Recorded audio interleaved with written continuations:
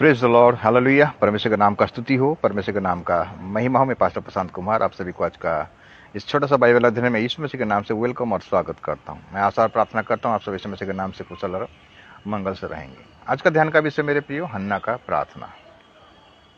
पहला शमूएल की किताब, अगर हम एक अध्याय को ध्यान करेंगे मेरे प्रियो, और एक एफ्रीमी व्यक्ति था जिसका नाम था इल्काना, और उसका दो बीवी थे। एक का था ना हन्ना और दूसरा का नाम था पनीना। मेरे प्रियो, हन्ना को शादी किया था। हन्ना का बाल बच्चे नहीं हुआ तो उसके बाद वो क्या किया, पनीना को शादी किया और पनीना का बाल बच्चा हुआ। तो पनीना उसका सौतन था, हन्ना का सौतन था। वो डेली उसको चिढ़ाती थी, और हन्ना हर साल मंदिर में जाता था प्रार्थना करने के लिए, और प्रार्थना करने के लिए जाता था और चले आता था। ऐसा कुछ साल चला तो हन्ना अति चिढ़ गया। हन्ना को उसका मन टूट गया, उसको बहुत मैंने बुरा लगा। तो इस बार क्या किया, वो मंदिर में गया, प्रार्थना कर रहा है और मुंह आवाज नहीं आ रहा है, बुड़बुड़ा के प्रार्थना कर रहा है, आंसू बहा बहा के प्रार्थना कर रहा है, बिलक बिलक कर रो रहा है। तो एली याजक वहां पर कुर्सी पर बैठा हुआ था और हन्ना का बात को सुना, प्रार्थना को सुना, और आवाज तो नहीं आ रहा लेकिन बुड़बुड़ा रहा, रो रहा खाली। तब एली याजक ने बोला, क्या तू मदिरा पी के आकर प्रार्थना कर रहा है? हन्ना ने बोला, मुझे ओछी स्त्री मत समझ, मैं पी कर प्रार्थना नहीं कर रहा हूं, मैं अपना दुखों को प्रभु को बता रहा हूं।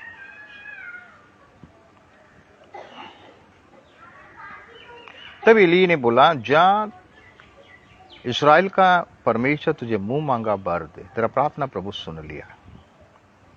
तो मेरे पे यहां पर देखते हैं कि हन्ना जो प्रार्थना किया था एक लड़का के लिए। इतना साल हन्ना मंदिर में आता था लेकिन उसका प्रार्थना का जवाब, उसका प्रार्थना को प्रभु नहीं सुन रहा था। लेकिन इस बार का प्रार्थना जो किया तो एली को भी प्रभावित कर रहा है, और एली ने समझा कि पी के आकर प्रार्थना करता है, मदिरा के पी के आकर प्रार्थना कर रहा है। तो हन्ना ने बोला, मुझे ओछी स्त्री मत समझ, मैं ऐसा स्त्री नहीं हूं, मैं अपने दुखों को प्रभु को बता रहा हूं। मेरे प्रिय, आज हम अपने दुखों को किसको बता रहे हैं? अपने प्रियजनों से। कोई अपने पति को बोलता है, कोई अपना पिताजी को बोलता है, कोई अपना माँ को बोलता है, कोई अपना बंधु को बोलता है।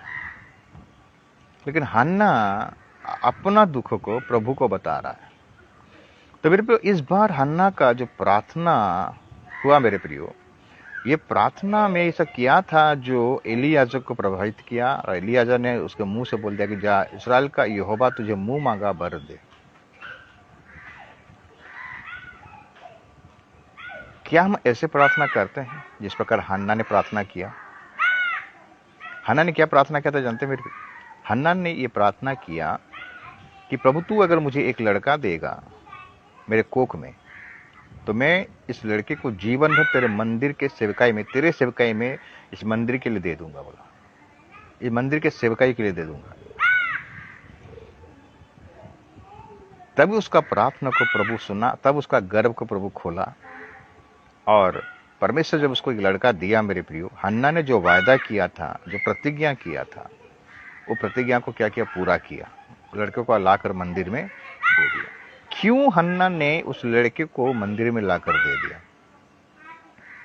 मेरे प्रिय, पहला शमूएल और दूसरा शमूएल किताब को अगर अच्छे से, पहला शमूएल का 1 अध्याय और 2 अध्याय को अगर आप पूरा पढ़ाई करेंगे, उस समय परमेश्वर का वचन दुर्लभ था। परमेश्वर किसी से बातें नहीं करता था। हम देखते हैं कि एली याजक भी बूढ़ा हो गया था, और उसका 2 बेटे जो थे, पीनस हपीनस जो थे मेरे प्रिय, वो भी गलत रास्ते में चल रहे थे, वो लोग भ्रष्ट हो गए थे। और एली, हम देखते हैं कि एली कुर्सी पर बैठा था मंदिर में। हम देखते हैं लेवी व्यवस्थाविदों को अगर पढ़ाई करेंगे मेरे प्रियो, तो मंदिर में कुर्सी अलाउ नहीं है। याजक लोग जो सेवा करते थे खड़े होकर सेवकाई करते थे मेरे प्रियो, लेकिन ये कुर्सी पर बैठा था। आज परमेश्वर आज कलीसिया में क्यों नहीं बातें कर रहा है जानते हैं? क्योंकि आज कलीसिया में कुर्सी ज्यादा है। कुर्सी का मतलब है गपशप। वचन प्रचार होने के बाद सब गपशप करना स्टार्ट कर देते हैं मेरे प्रिय, इसको कुर्सी कहा गया है। हन्ना ने ये विषय को पॉइंट आउट किया कि एलियाजर का जो सेवका है वो जा रहा था, उसके बेटे लोग जो गलत काम कर रहे थे, हन्ना ये चीज को देखा। मेरे पे इतना सालों से मंदिर आ रहा है, वो दूसरा प्रार्थना उसका था, मुझे एक बेटा दे, मुझे एक बेटा दे, मुझे एक बेटा दे।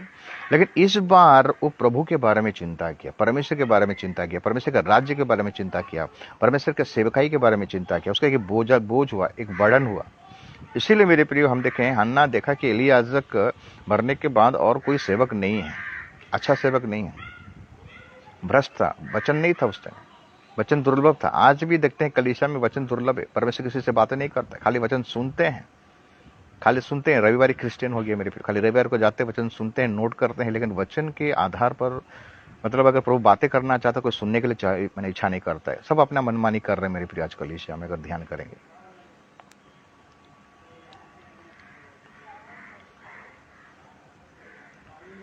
मेरे फिर आज का डेट में भी कलीसिया में यही हाल चल रहा है। आज हन्ना का तरह प्रार्थना करने वाला बहुत कम लोग हैं।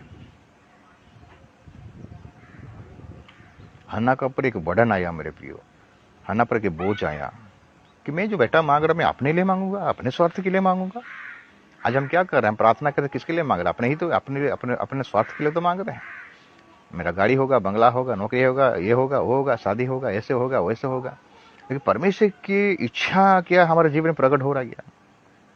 हन्ना ने परमेश्वर का इच्छा को पूरा किया, मेरी परमेश्वर की इच्छा को जाना, परमेश्वर का मर्जी को जाना। इसीलिए बोला, प्रभु तू अगर मुझे एक बेटा देगा, मैं अपने घर में रखूंगा, मेरा बुढ़ापे का सहारा बनेगा, ऐसा नहीं बोला। जो बेटा आप दोगे, उस बेटे को मैं तेरे राज्य के लिए समर्पण कर दूंगा, दे दूंगा, बलिदान कर दूंगा। क्या आज हमारा जीवन में ऐसा बलिदान है? बलिदान रूपी क्रिश्चियन आज बहुत कम है मेरे प्रियो। सोच लीजिए कि कितने प्रभु के इच्छा पर चल रहे हैं। प्रभु का वचन कहता है, जो स्वर्गीय पिता के इच्छा पर चलता है वही प्रवेश उस राज्य में प्रवेश कर नहीं पाएगा। सब कोई नहीं जा पाएगा मेरे प्रियो। आज हम नामधारी क्रिश्चियन होकर जी रहे हैं, बाप दादा से क्रिश्चियन है, चर्च का रजिस्ट्री में नाम हो गया, हमें क्रिश्चियन हो गया हो। मेरे प्रियो, क्रिश्चियन किसको कहा जाता जानते हैं? क्रिश्चियन उसी को कहा जाता है जो मसीह को फॉलो करता है, जो मसीह के पीछे दौड़ता है, जो मसीह का पीछे हो लेता है। इसमें इसने क्या बोला? मेरे पीछे हो ले।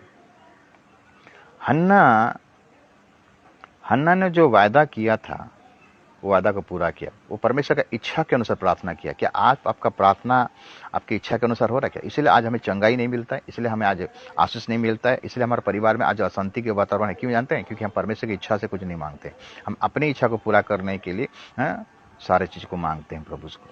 प्रभु इसीलिए आज दुखी थे मेरे प्रिय। प्रभु आज नाराज है।